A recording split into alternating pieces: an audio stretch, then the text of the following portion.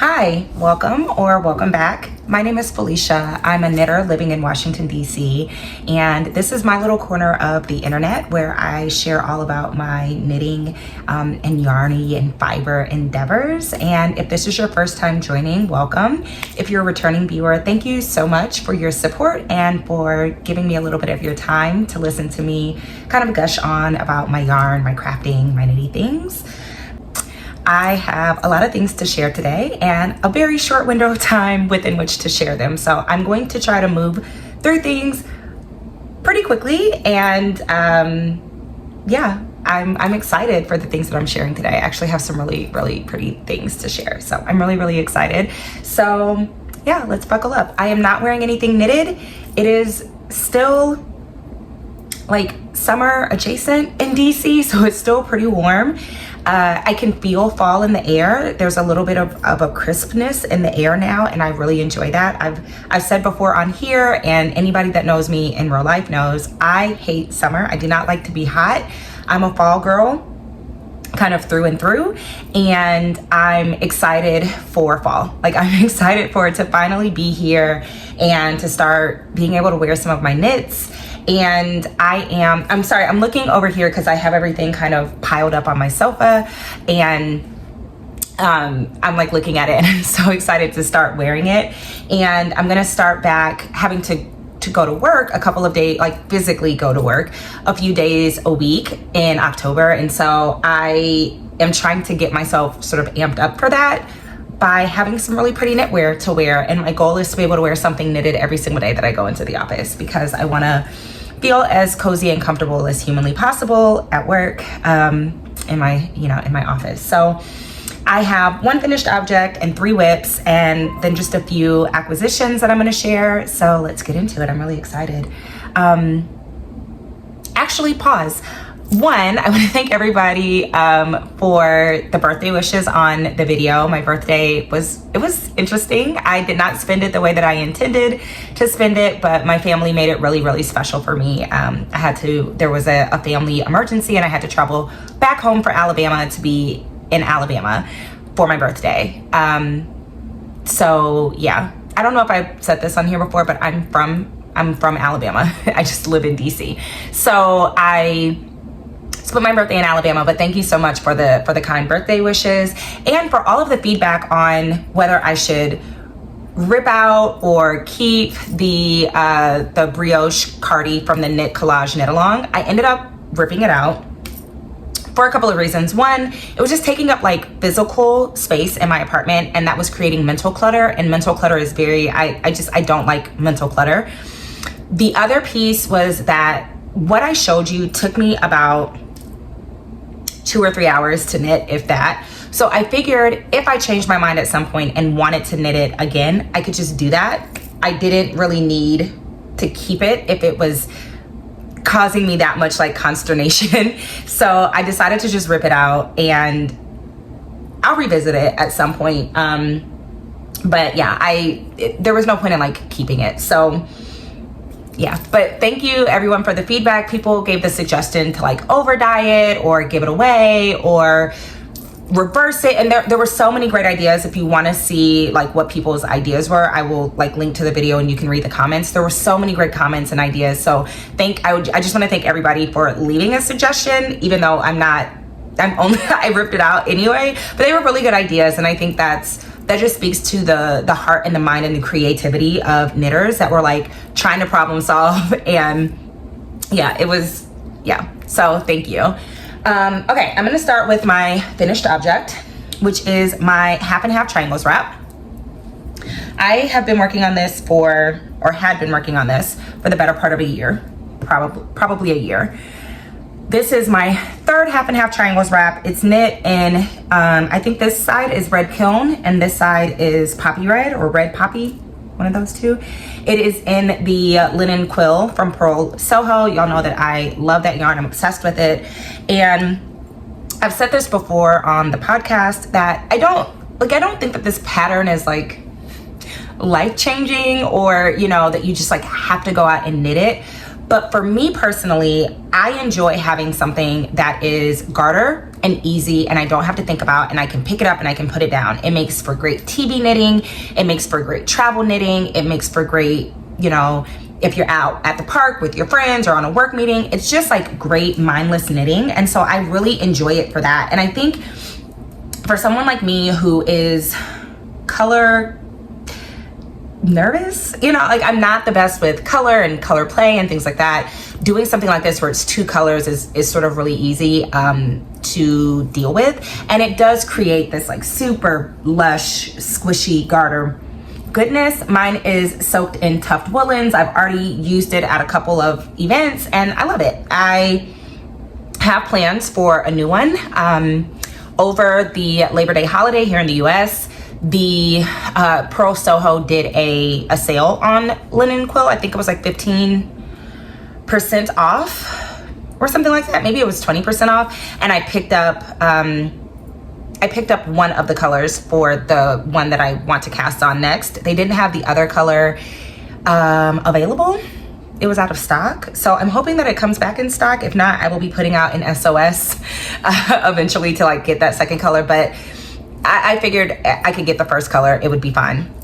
I can start on that. And then if the second color comes in stock when they have a sale, then I'll buy the second color, but it wasn't that pressing. So I don't know that I will cast it on anytime soon. Probably not this year, but since the yarn was on sale, I went ahead and picked it up. And if I decide to cast it on, I will. But my, what did I call it? What is it? The half and half triangles wrap from Pearl Soho in the linen quill. So one thing that I talked about is that I love just like the mindless garterness of this knit. And so my next whip kind of fills that role, although I have to think a little bit more than I have to think with the half and half triangles wrap. So it is living in this project bag. I think I've showed this on the channel before, but I had purchased some yarn from a D-stash on Ravelry, and the person that I purchased the yarn from was so sweet and sent me this really pretty project bag that she had made herself. And yeah, it's so pretty. And then it has this really pretty yellow polka dot inside. It's really pretty. Okay, so my first whip is my, it's a mess. Things are happening. Okay.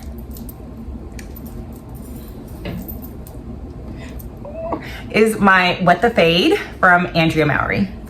Oh, I'm not doing it. Okay, here. This is a better way. So here it is.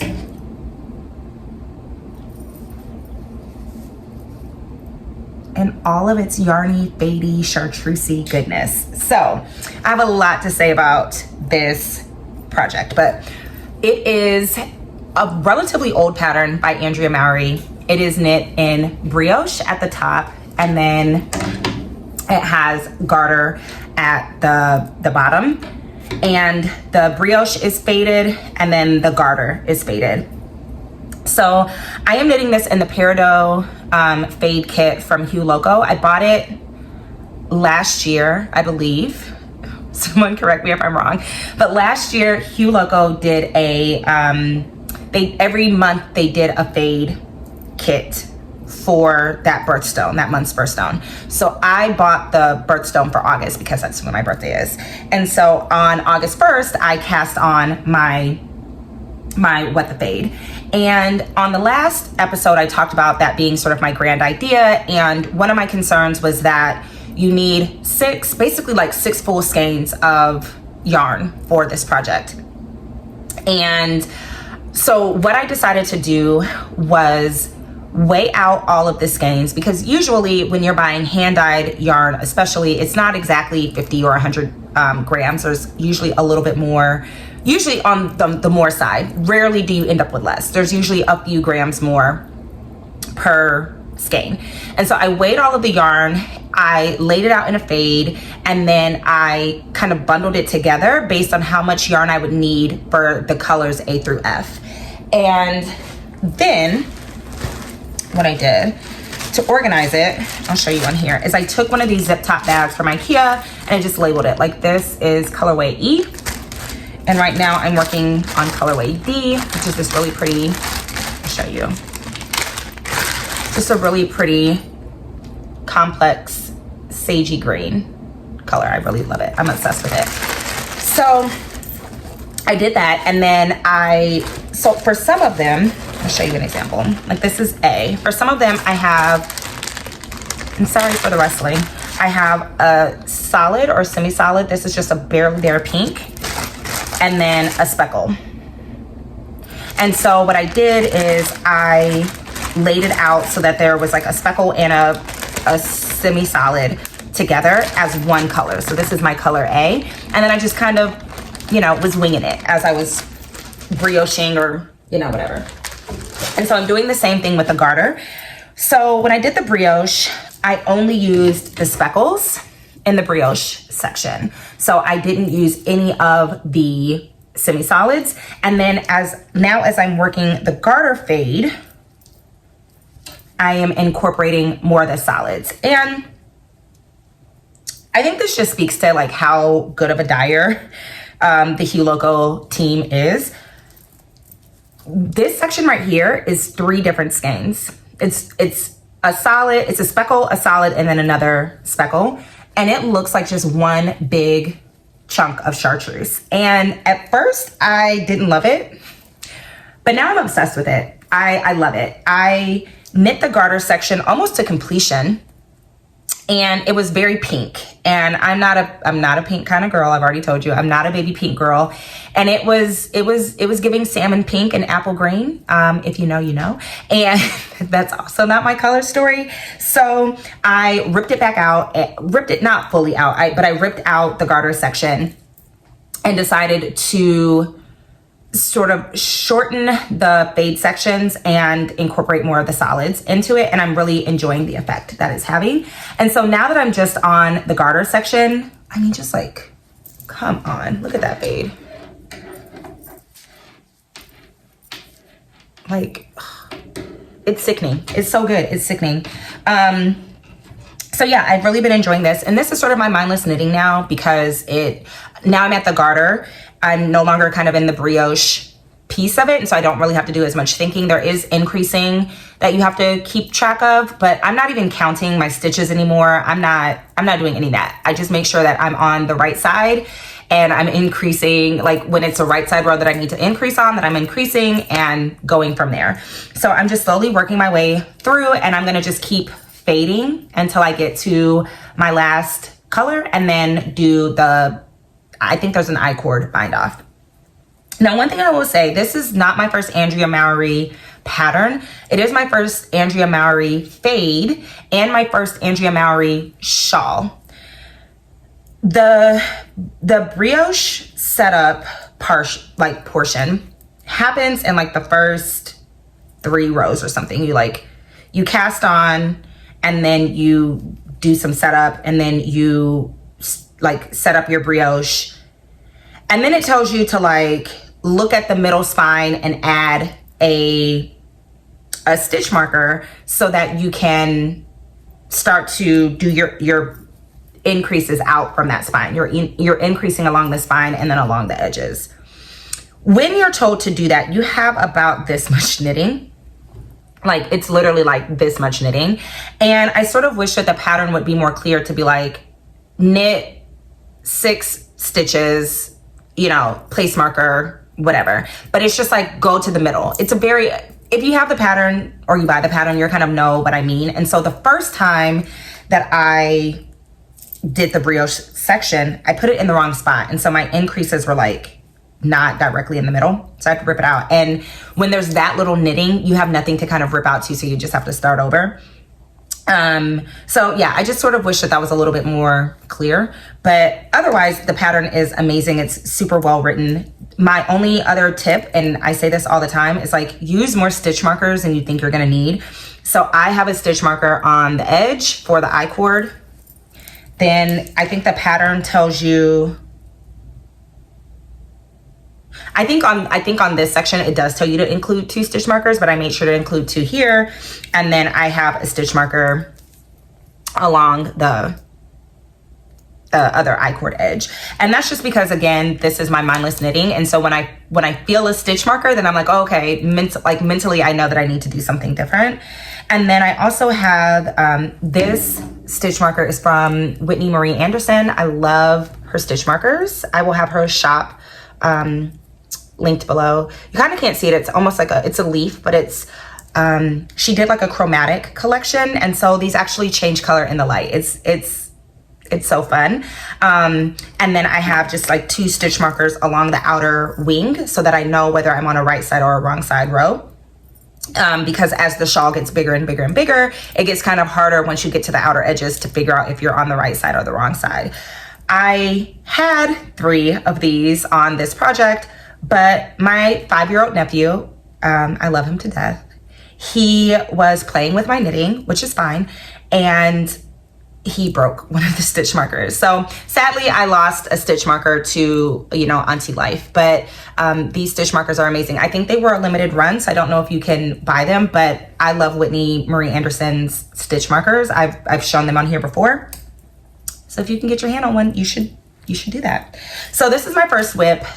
This has slowly become my like meeting knitting, my TV knitting, my in the car knitting, because it's so easy to pick up and put down, except for where you're increasing, you're literally just knitting at this point. Well, I'm just knitting at this point because I'm on the garter section. And so I'm just working my way through the remaining colors, and I can show you what colors I have left. So like I said before, I am working on this sage green color.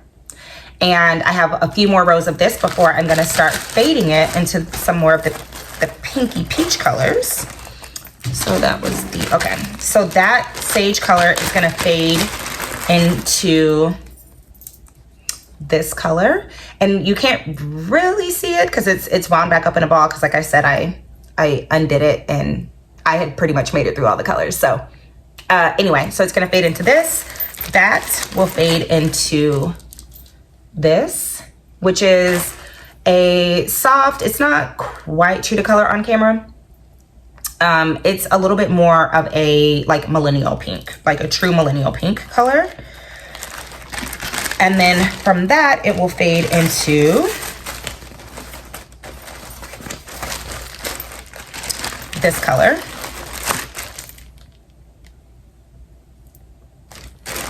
And then it will fade. That will fade into this semi-solid, and then the last color will be this speckle. And the thing about these speckles is they, or about this fade, is that it's a very soft fade. It's a very, very gradual fade. So some of the colors look very similar, and I kind of like that color play for this, especially with that chartreuse, like that chartreusey green color. It's really nice to have it be a little bit more of a softer fade. But I like this pattern so much that I do think I'm gonna do one where there's more of a fade between both the sparkles and the base colors. So going from like a gray to a purple or something like that in the base, and then the speckles. And I am a member of the Magpie Fiber Society Club. Nope, a society and a club are the same thing. Magpie Fiber Society. And so there are a lot of, I get a lot of the times the skeins are the swanky sock.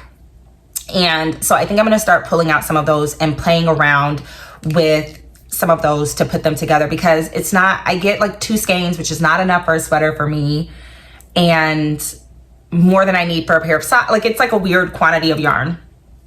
I enjoy it, but it's a weird quantity to try to figure out for my size. So I think I'm gonna try to put them together into a wet to fade. And I think that's gonna be really nice. So one last look.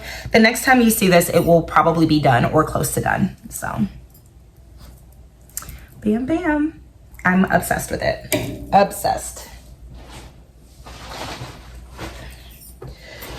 Okay, my next whip comes with a little bit of a disclaimer. So, I have hesitated on whether or not to even share this project. I have decided to share it because it is something that I'm working on, and I'm not really one, as y'all have seen on this channel, I'm not really one to shy away from like difficult conversations or to sort of speak my mind on something. And I had spoken last episode about how I had sort of taken a little bit of a step back from social media just for a couple of reasons. And I'm still not like fully back on, I'm still not like fully 100% back on social media, but I was off social media, especially when I was home in Alabama, because I had a lot going on, and I was trying to be really sort of attentive to my family and what we had going on, and the needs that were there. So I had decided to cast on this next whip, and when I returned to social media, had found that the designer of the whip the designer of the pattern is in a lot of controversy about the lack of size inclusivity in their patterns. At that point, I had already cast on the project, and yeah, so that's sort of that piece of it.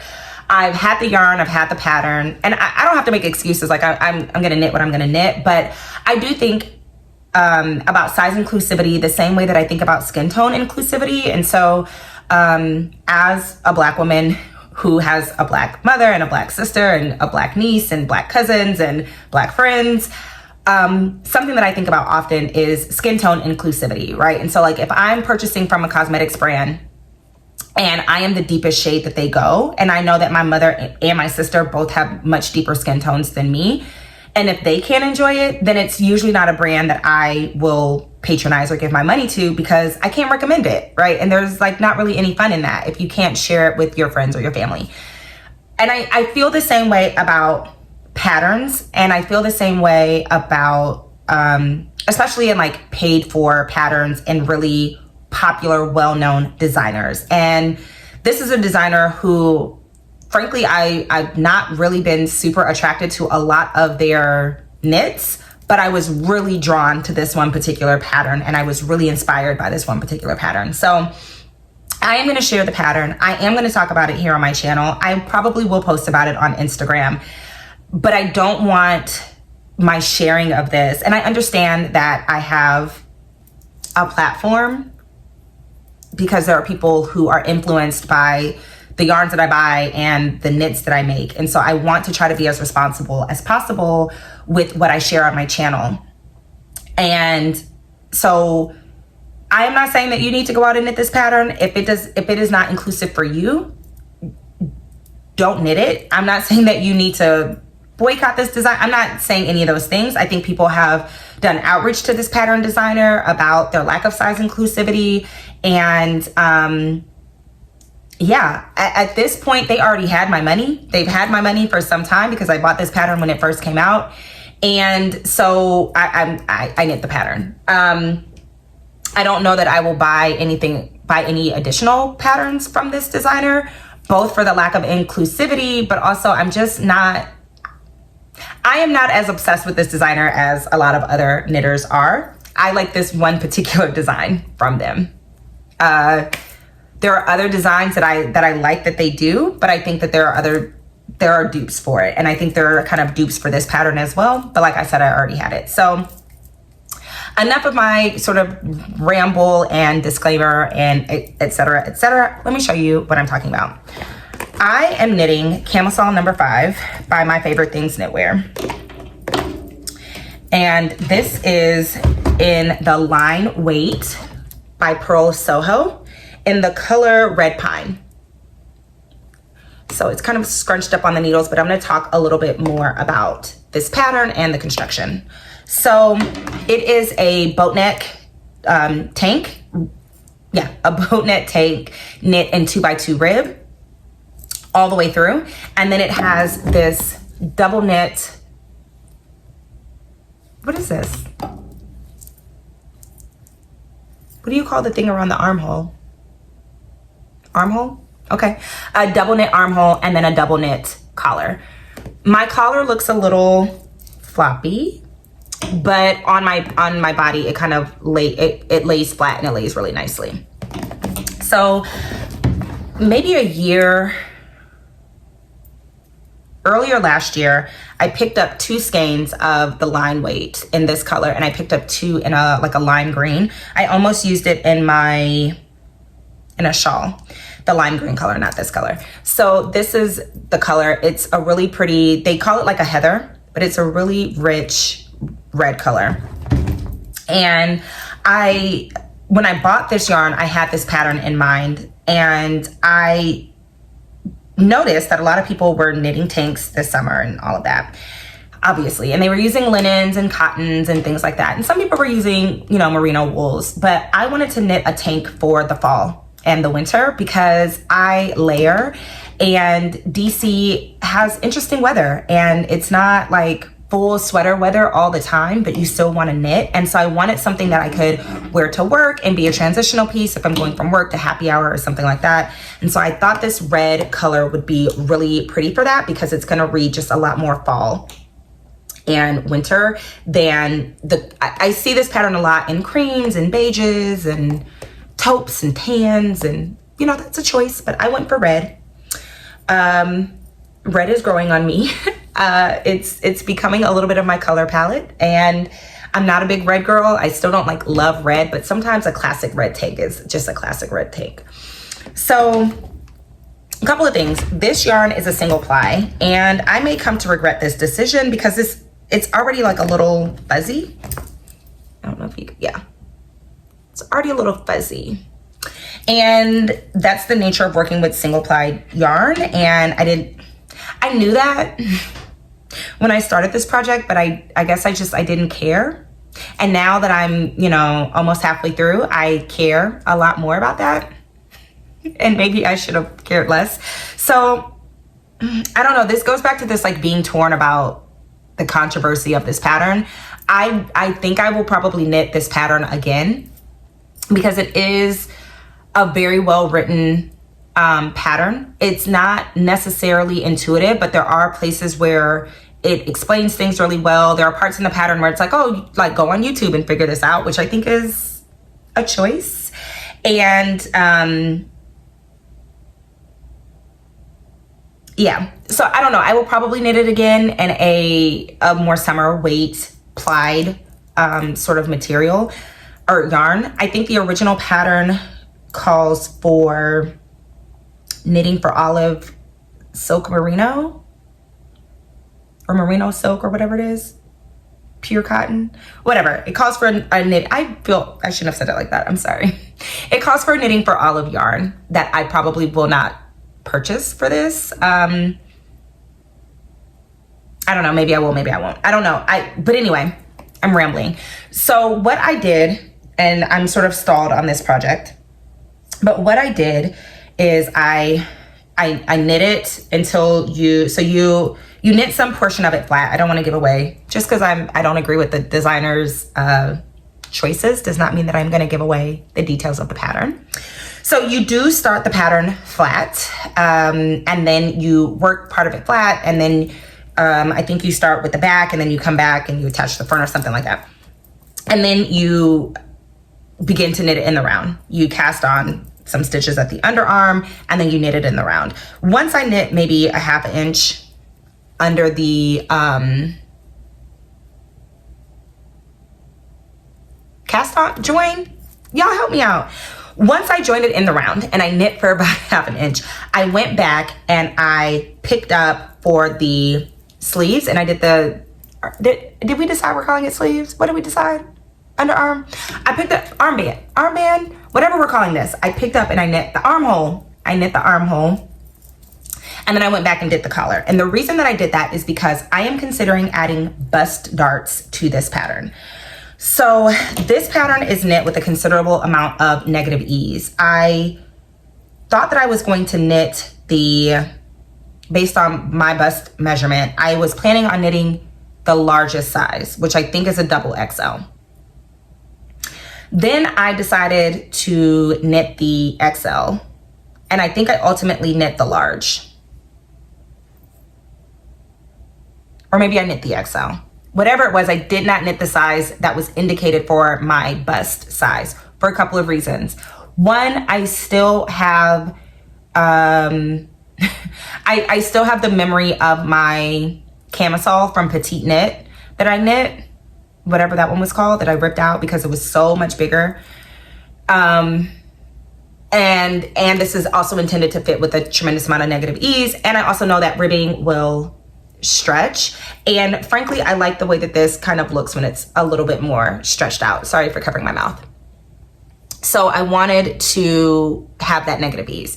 The other part is that, so I have a 42-inch bust at like my apex, right? But well, how am I trying to say this? My bust is in the front. It's not equally distributed. So I am like chest heavy, top heavy, whatever. So my underarm, what is this? Upper bust. Y'all help me out. It's been a long week. My under bust measurement, that's not your under bust. My upper bust and my under bust measurement are close to the same. They're about 1.5 inches off. But there's a difference between my across here and my bust. I am not doing a good job of explaining this. I'm so sorry for y'all who are trying to follow along. Anyway, I was worried that if I knit it to fit here, it would fit wonky here and then along the rest of my body, which again, I then curve in because my bust circumference is not based on like width, it's based on depth. I hope I'm making sense. Anyway, so I was watching This Orange Couch. I cannot think of the maker's name, and I'm so sorry because I love watching her channel. She's a PhD student in North Carolina, if I'm not mistaken, who also deals with like bust issues. And I believe, I don't want to misstate, but I believe that she is vegan. But I know for a fact that she does not knit with like animal fibers. So she knits with acrylics and cottons and linens, and she produces the most beautiful knits. Anyway, she talks a lot about doing bust darts. And so I was considering doing bust darts in this because I think it would be relatively easy in the rib pattern, which is also why you see these stitch markers. And so I wanted to know how it was going to fit and lay with the armband. What did we decide? With the arms and the collar. So I wanted to knit those and have those on so that I could make a decision. So after this episode, I'm going to try this on one more time and make a decision about whether or not I'm going to do bust darts. I think because it is ribbed, I don't think I'm necessarily going to need the bust darts in this particular pattern like I would if it was something that was stockinette. So I think it's going to be fine without bust darts. It fits great. I can wear a regular bra, which is again another concern. It might be a Felicia specific sort of situation, but I can't be outside in these streets without a bra on. I can't do it. Things go places they don't need to go. They do things they don't need to do. And so I need a bra. And so with a top like this, I needed to make sure that I could wear a bra that would support everything that needs to be supported on me. Cause again, I can't do what all the girls are outside doing. You know what I'm saying? Like I need, my situation is set up different than everybody else's. I need a different configuration. Okay.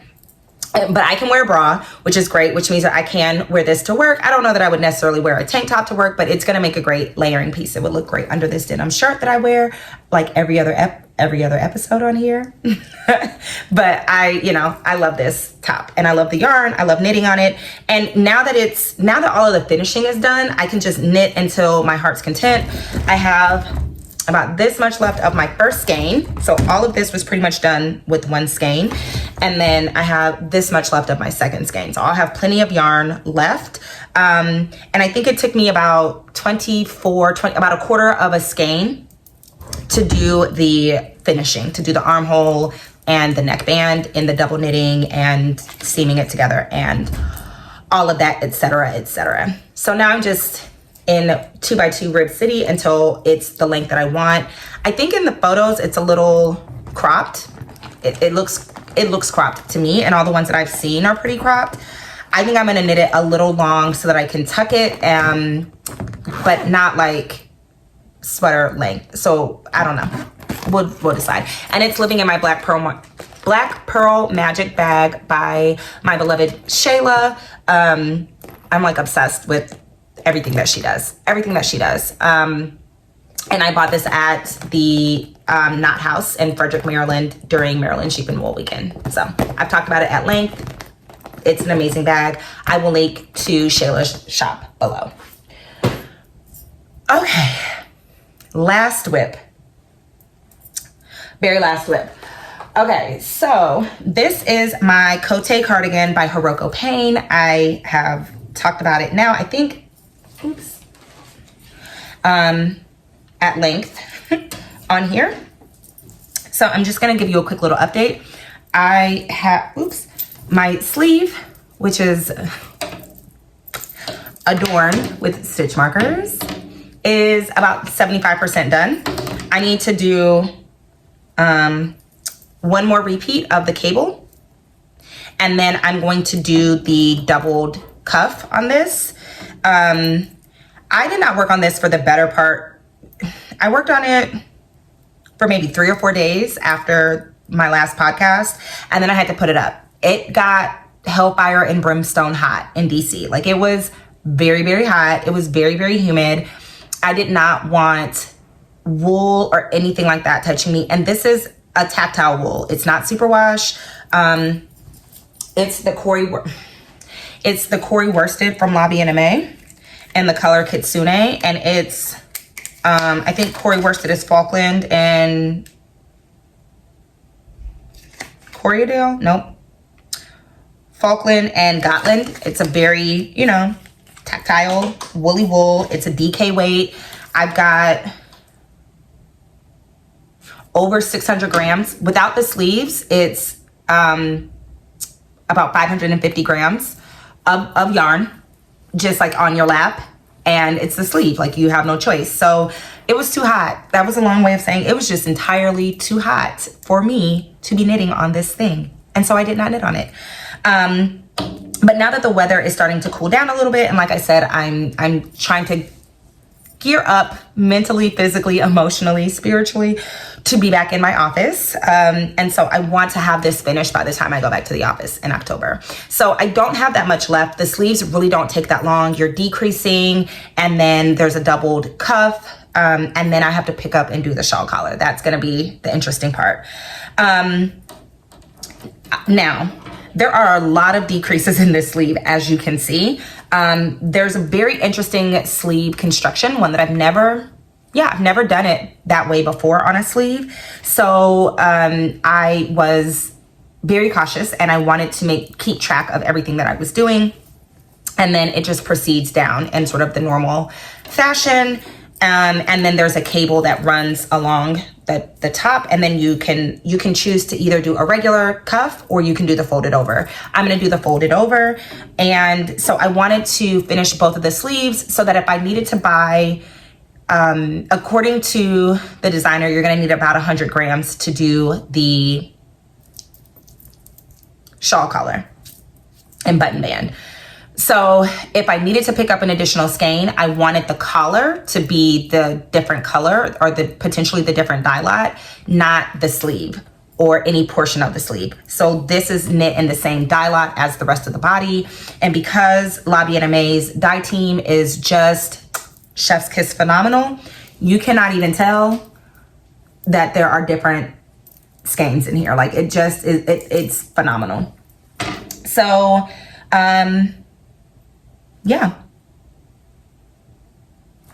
Trying to check my notes. Oh, I also need to locate some buttons for this. I've been scouring Etsy. I'm gonna go look at some local to me yarn shops. I actually just recently discovered one that is even closer to me, which is Dangerous, and they carry some really beautiful yarns, and then they also have like sewing and sewing notions. So I'm gonna check around there and try to see if I can find some buttons. I don't know what vibe I'm going for with the buttons. I don't know if I want to do wood. I don't know if I want to do metal. I don't know if I want to do something kind of whimsical or whatever. So I'm just going to keep looking around, and when I find the right button, that will be the button that goes on it.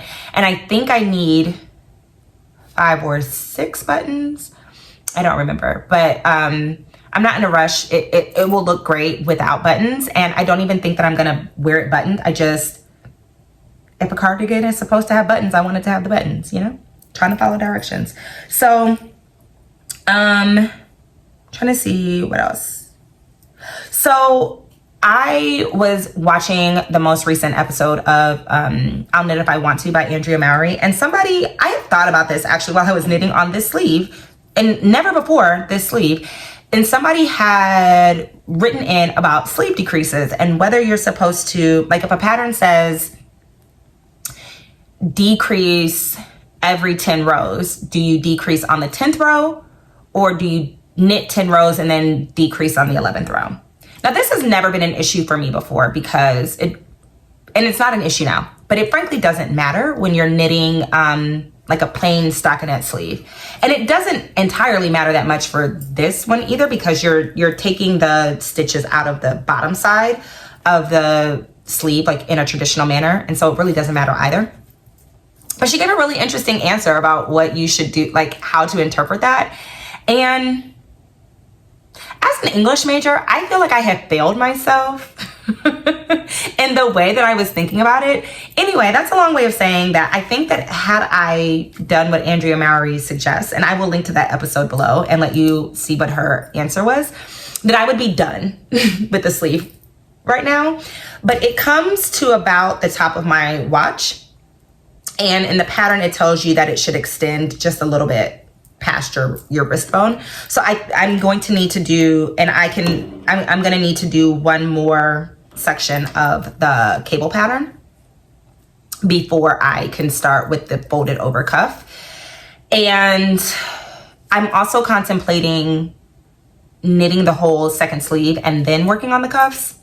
I don't know what I'm going to do, but I'm going to figure out something sooner rather than later. But I feel like I'll be done with this sleeve by the end of the weekend. I have a lot of knitting time. I will have a lot of knitting time over this weekend. So my plan is to work very, very hard on these sleeves so that I can start on the shawl collar and focus my active knitting time, like the time where I have like strong acuity and mental energy, on working on this and not on some of my other whips. A lot of my mental energy sort of went into my camisole number 5 and not really into this. And I will say with the camisole number 5, even though I cast it on my birthday, which is about a month ago, I worked on it. It grew really, really quickly. And I had it joined in the round in less than a week, and I had the armhole and the collar done in about another week or so. It knits up pretty quickly, and now it's just kind of monotonous finger weight ribbing. Anyway, back to this pattern. I talk about it at length in my previous episode, so I will link to that if you want to know more about the yarn, the pattern, the things, all of that, yada, yada, yada. But I love this. I'm still obsessed with this pattern. And my goal is to have it done in October so that I can wear it to work. And when people ask me about my stunning sweater, I can tell them I made it, which I love doing. So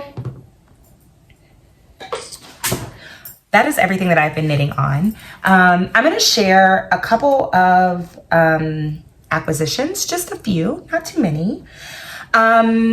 And they each come with a really fun story, which is why I'm sharing them. I don't normally share everything that I get. And I'm now remembering that I have one other thing that I want to grab and share. I don't normally share everything that I get because I love watching people share their acquisitions.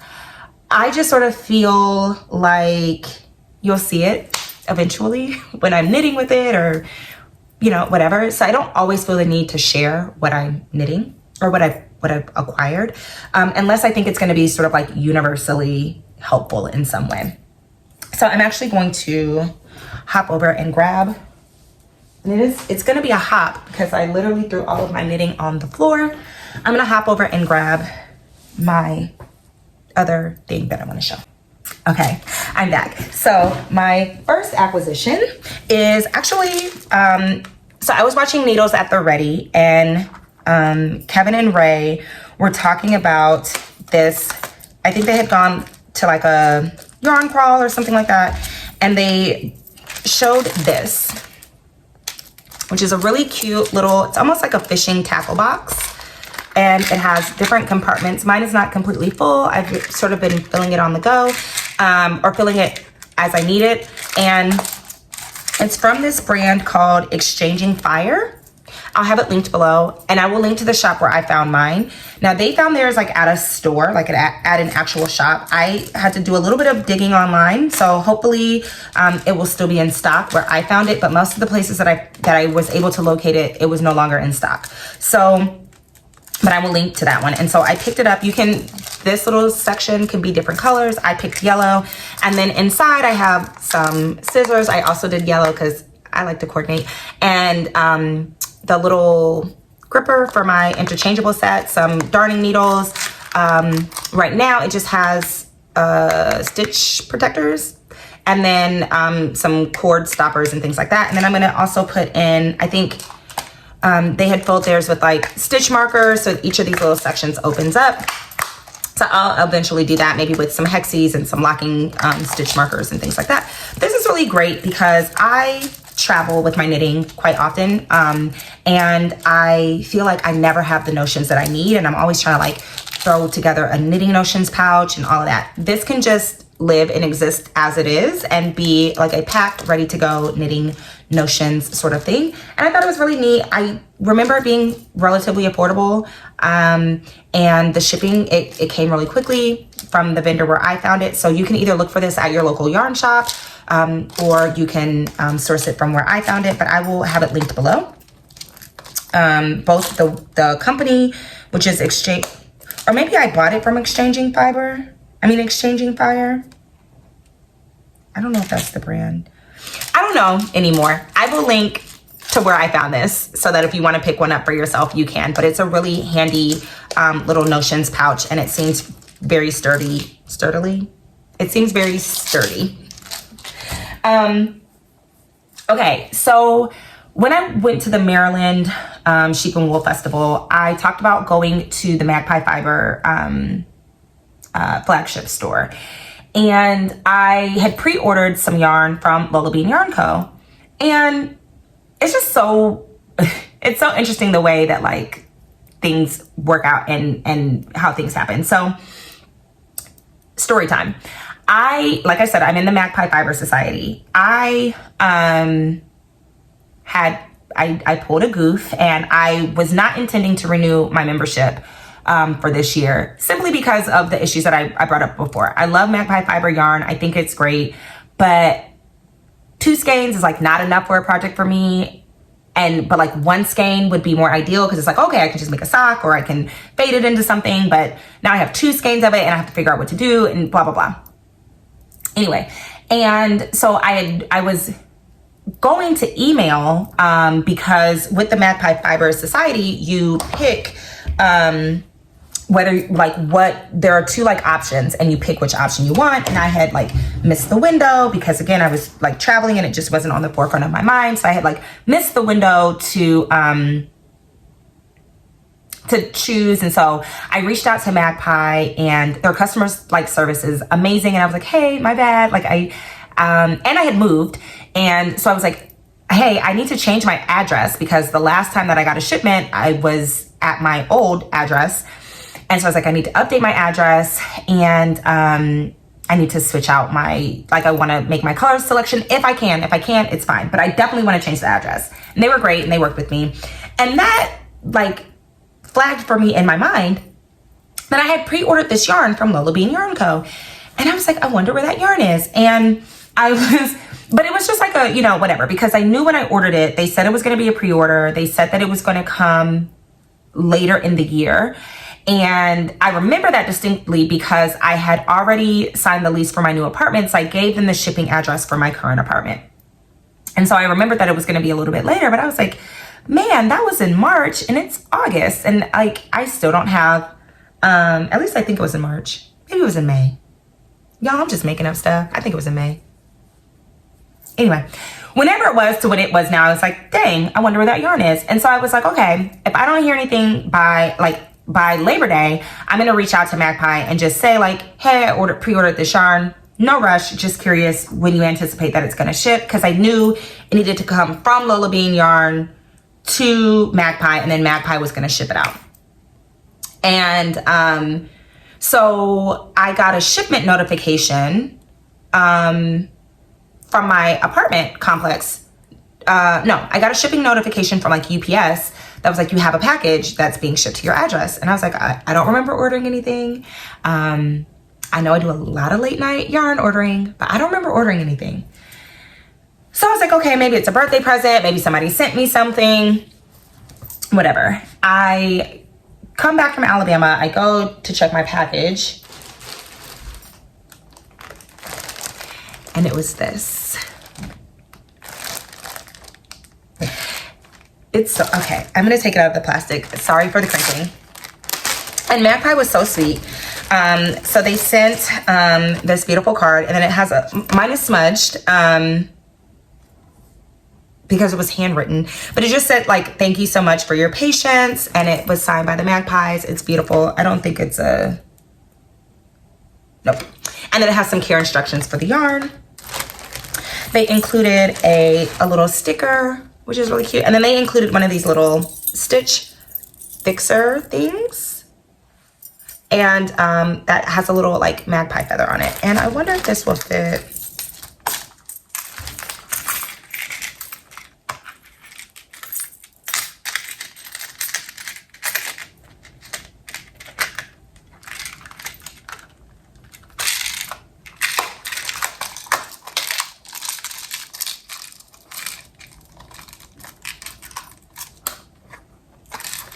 No, it will not.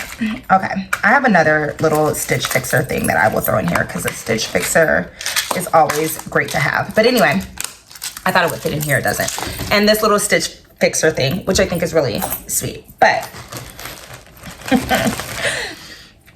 first of all, I'm obsessed with LolaBean's new label. I mean, it's just, anyway, it's so cute.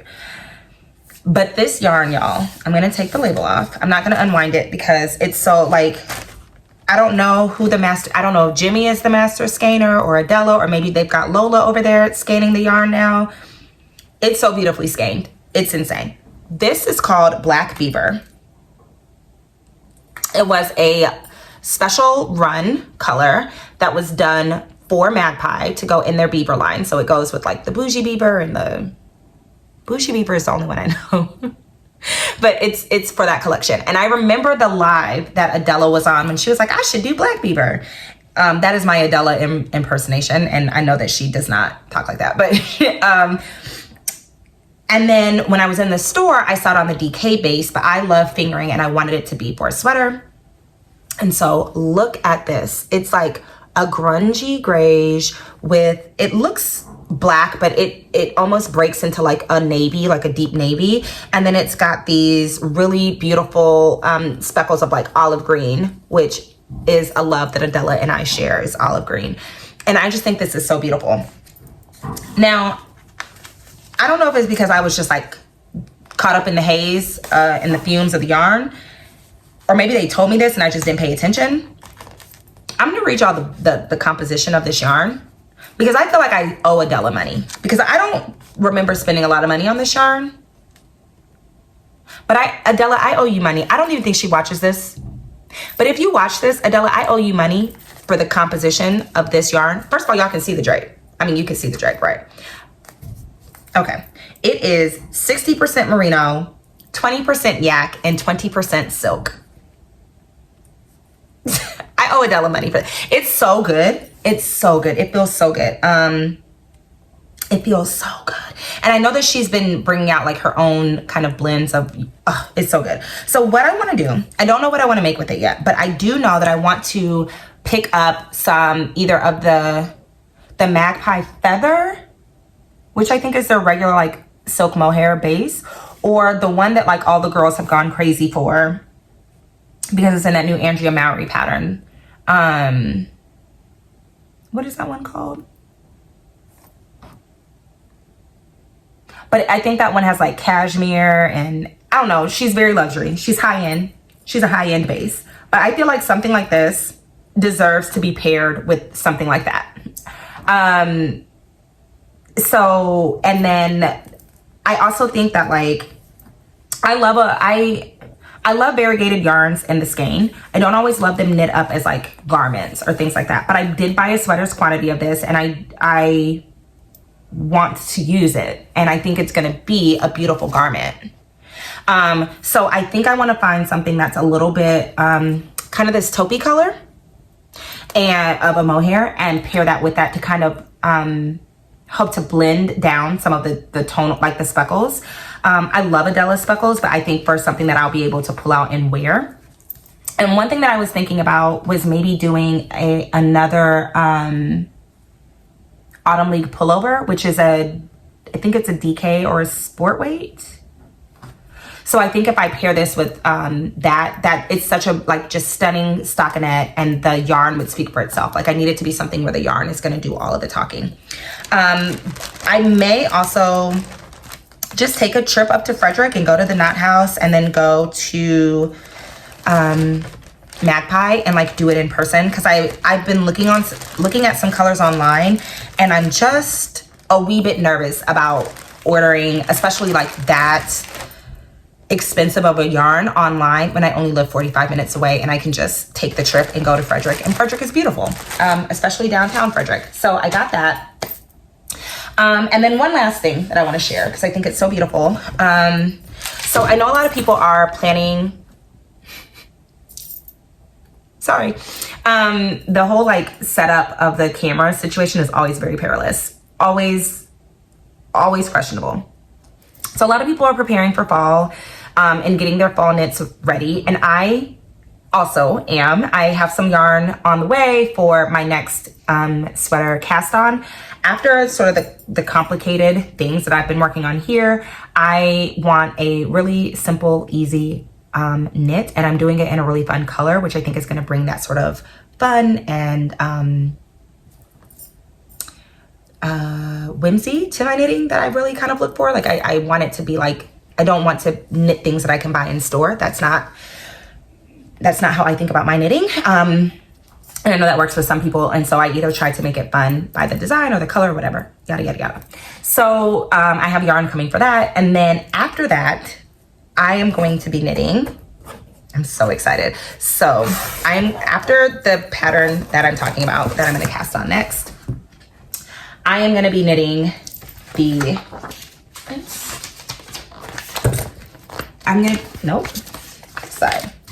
Akemi. So I talked about this pattern a while ago. I knit a pattern by Junko Okamoto, and I was following the hashtag on Instagram, and somebody on Instagram had knit this sweater, and they knit it in this really pretty like almondy beige color. I'm not a beige sweater kind of girl. I'm not saying that you'll never see me knit a beige sweater. What I'm saying is that it's not my preferred. That just doesn't feel fun. Doesn't feel like what I want to spend my time or my money on. I will just buy the beige sweater. Anyway, it was beautiful.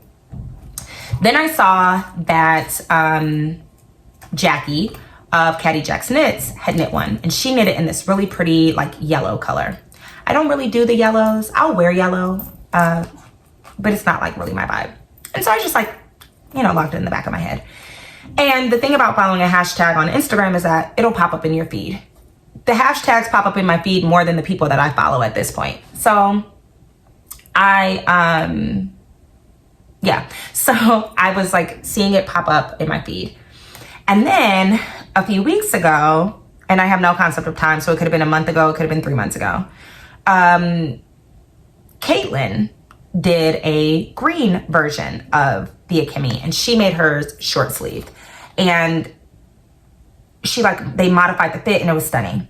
And I was like, okay, I'm gonna do it. I'm gonna knit the Akemi. It's gonna be my next sweater.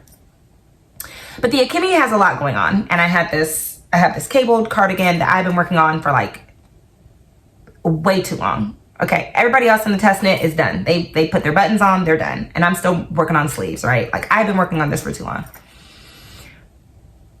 But let me tell you how divine intervention works. Maybe like the day after my birthday, I had gotten a little bit of birthday cash. And like the day after my birthday, Amiri Sue put the yarn on sale for this project. So I bought it. Now, I went back and forth about what color to get.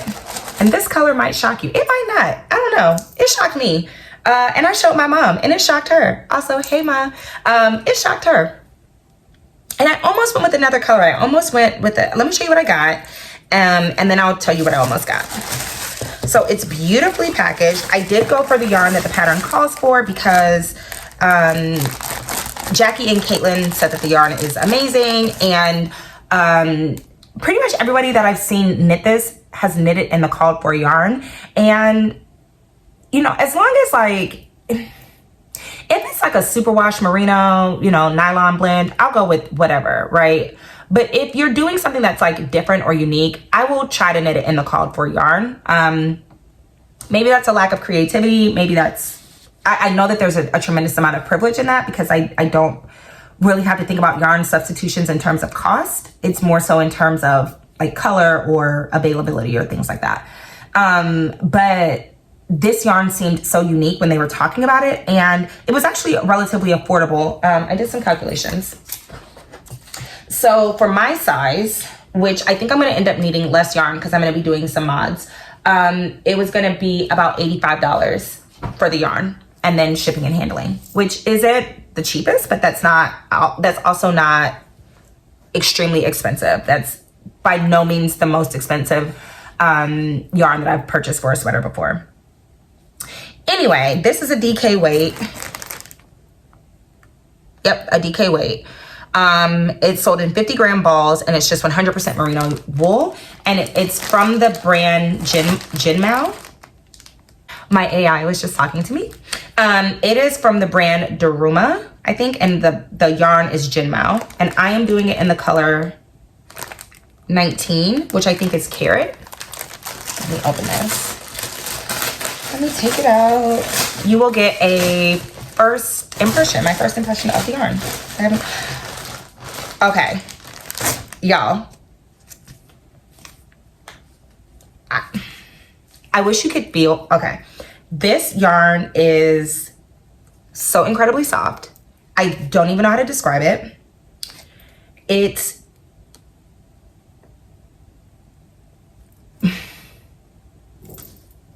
good. Okay, so I'm so excited to cast this on. The color is carrot. If you look at the project page for this, I am knitting it in the color that the pattern is knit in. But yeah, so I almost got this color. I think it's called ginger, which is a little bit less of a true orange. This is like a true orange. But I wanted to do something a little fun. And the sweater itself is like full of whimsy and things like that. And so I wanted to sort of play into that whimsy by picking a more whimsical color. And it's the type of sweater that it's like, it doesn't matter what color you knit it in, it's gonna stand out that you're wearing it. So I went with this color. I'll talk a little bit more about my modifications that I'm planning and things like that once I actually cast it on, which will probably be November. My plan is to cast on my next cast on in October, probably. I mean, the yarn is going to get here like soon. And so I'll be able to like gauge swatch and get ready for that. And then once I have finished the collar, I'm not going to cast on anything else until I finish the collar on my cote. So probably November, I will cast on this Akemi.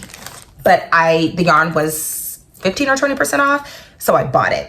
I jumped on it and I bought it. And I'm so glad that I did. This yarn it's so scrumptious. Yeah, I want to kind of like find other patterns that use it. Again, sorry for the crinkles, because it's that good. I'm excited about that. So anyway, trying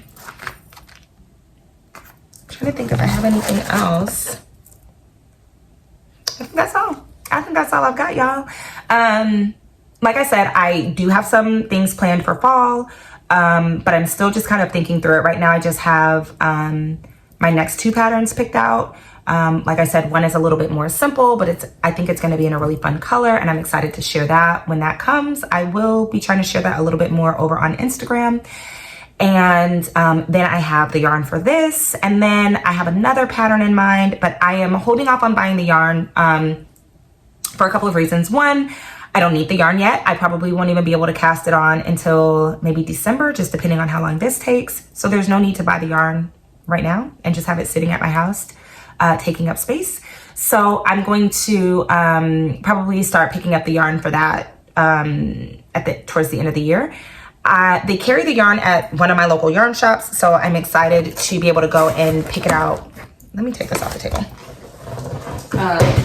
I'm excited to be able to go and pick it out in person and play with play with the colors a little bit. It is a colorwork sweater, and I want to also cast on this yarn sooner rather than later. That might be a top of the year cast on, because like I said, I think I want to go to Frederick in person and pick out the yarn for that from Magpie, which means that I'll also go to the Knot House in Frederick, and I love their yarn, and they have some beautiful brands that none of my other yarn stores carry.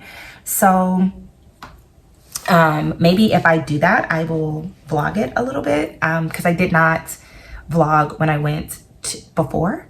I don't know. I feel weird about like filming in yarn stores. I know that people do it, but I don't know. I feel weird about it.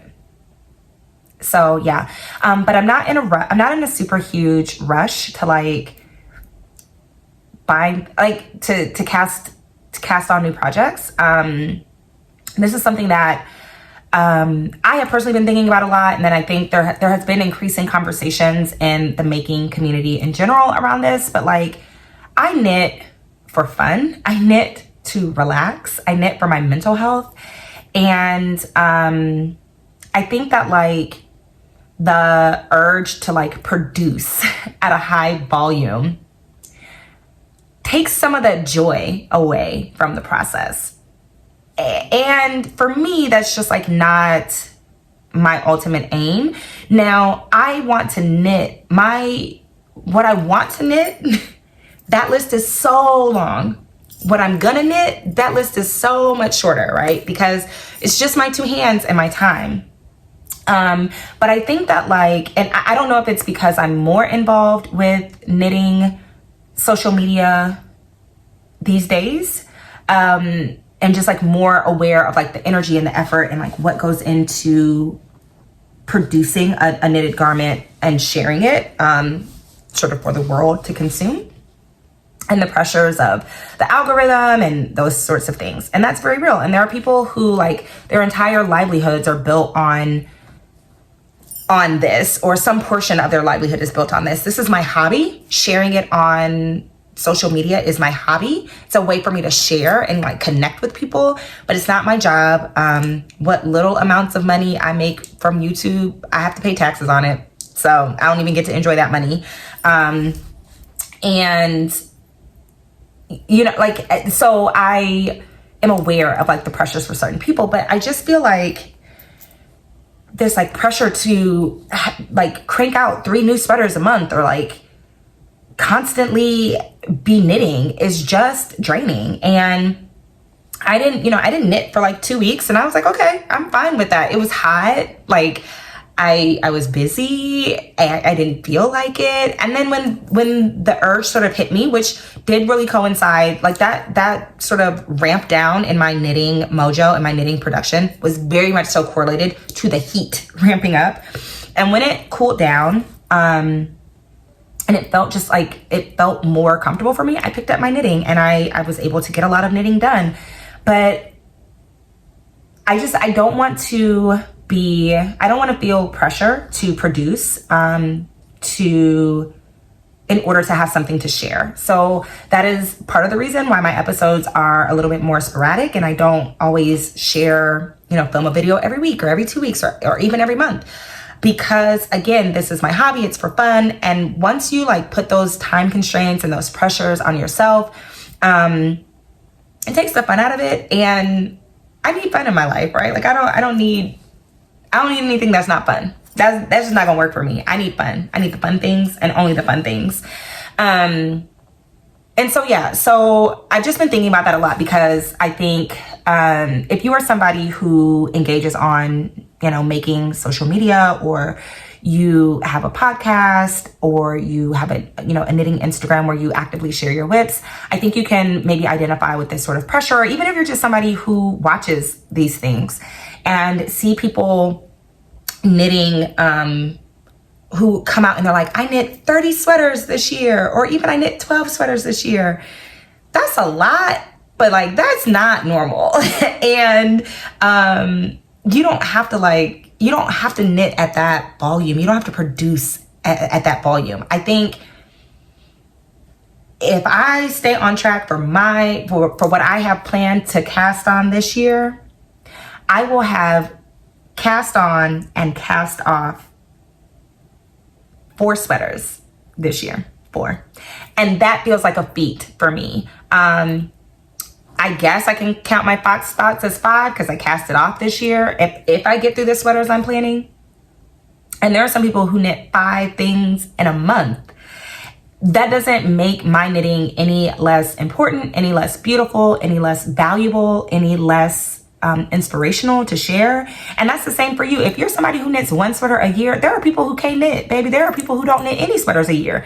Anything that you do, that you make, it's stunning and it's miraculous. And anyway, I'm going on this rant because I just feel like there's this like pressure to produce and pressure to be, you know, a factory. And like, I'm not a factory. These are my hands. I got a little carpal tunnel. My hands swell up and that gets uncomfortable and it's hard to knit sometimes. And the needles are tiny and the yarn is hot and I'm working or I'm tired or I'm just mentally not able to concentrate. And all of that is okay. And so, yeah, I mean, I feel like I go on a rant at the end of every video. This is this video's rant. And I hope that it makes sense. I hope that what I'm saying like resonates with people. It makes sense. But like, tap into your creativity and the way that it shows up, at the pace that it shows up, in the manner that it shows up, and don't feel like you have to produce because other people are producing at that level. I started this channel on a journey to become a prolific knitter. And at the time that I started this channel 2 years ago, almost 2 years ago, I thought prolific meant banging out the knits, like knit after knit after knit after knit was what I needed to do. And I realized that that just wasn't for me. That's just not how I work, and that it doesn't make it sustainable or fun. And so I'm picking up more challenging knits, and I've learned so much that I wouldn't have otherwise learned. I've done color work and cables and cardigans and all these things that I wouldn't have otherwise done, but for this platform and for the community. And that is what has made me a prolific knitter. Like my fully cabled cardigan is what makes me a prolific knitter.